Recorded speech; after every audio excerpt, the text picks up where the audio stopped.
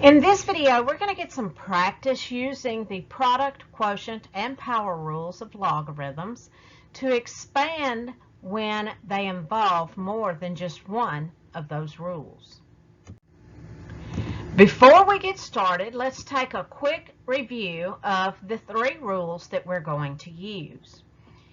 If I have a product, I'm taking the logarithm of a product, then I can call that the sum of the log of each factor. If I'm taking the logarithm of a quotient, I can call that the difference of the logarithms of the dividend and divisor. If I have an expression raised to a power that I'm taking the log of, then I can bring the power down and multiply it by the log of that expression. For our first example, let's look at log base b of x to the fourth times the cube root of y. Well, first thing I want to do is not look at that cube root of y as a cube root. I want to look at it as a power. That gives me x to the fourth times y to the 1/3 power. Now, I have a product, so I'm going to say that's the sum of the logs.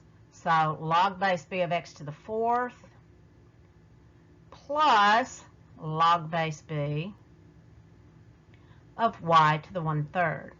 Now, I am not through yet because when I'm expanding, my goal is to get it to where I have log base b of x and log base b of y.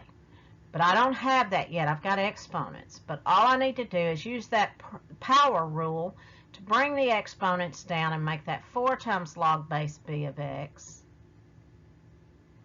plus 1/3 log base b of y.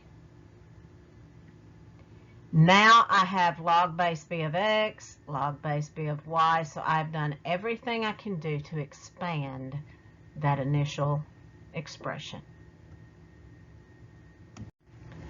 For this problem, I'm going to work it out, showing you every possible step, and then I'm going to come back and show you where I would have used a bit of a shortcut. So, to work it out, first thing I want to do is to change that square root into the 1/2 power. So that's x to the 1/2 over 25y cubed. Now, what I'm looking at is this fraction, and that fraction bar means divided by. So when you divide, you subtract the logarithms. So this is going to be log base 5 of x to the 1/2 minus log base 5 of 25y cubed. But here is where so many college algebra students make some very careless mistakes. They have no problem with this first one, bringing the 1/2 down and multiplying it by log base 5 of x. But this is minus this whole expression. So when you go to saying, well, that's a product, so I'm going to turn that into the sum of logs. So that's log base 5 of 25 plus log base 5 of y cubed. Helps put the 5 in. Okay? But I'm going to have to distribute that negative through. So this is going to be 1/2 log base 5 of x minus, I'm going to go ahead and change 25 into 5 squared because I have a base 5, so I want the 25 base 5.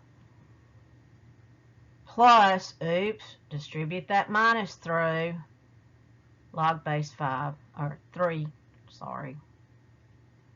log base 5 of y. Okay, so this is 1/2 log base 5 of x minus 2, because log base 5 of exponential base 5 leave me with 2, minus, I don't like plus negative, 3 log base 5 of y. So that's my final answer.